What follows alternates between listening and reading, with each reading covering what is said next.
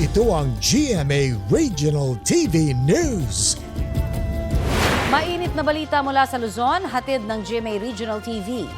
Patay ang isang motorcycle rider ng magulungan ng dump truck sa Calasiao, Pangasinan.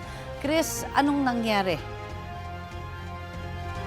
Connie, natumba kasi ang rider nang bumangga siya sa likuran ng jeep sa National Highway sa Barangay Bued. Sa kuha ng CCTV, makikita ang motorsiklo na mag-overtake dapat sa sinusundan nitong jeep. Nasa kabilang lane naman ng dump truck. Bumangga ang motor sa jeep kaya ito natumba hanggang magulungan ng truck ang rider. Sinusubukan pa naming kunan ng pahayag ang truck driver.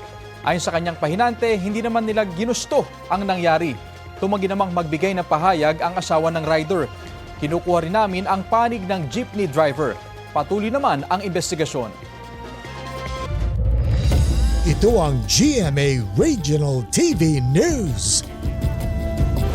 Mainit na balita sa Visayas at Mindanao, hatid ng GMA Regional TV. Nadisgrasya ang mag-asawang street sweeper sa gitna ng trabaho sa Mandaue, Cebu. Cecil, ano nangyari? Rafi, na hit and run ng isang pickup truck ang mag-asawa habang nagwawalis. Nangyari ang aksidente sa Barangay Tipolo kung saan nakita pa ang pagdaan ng nakabanggang pickup na galing dito sa Cebu City.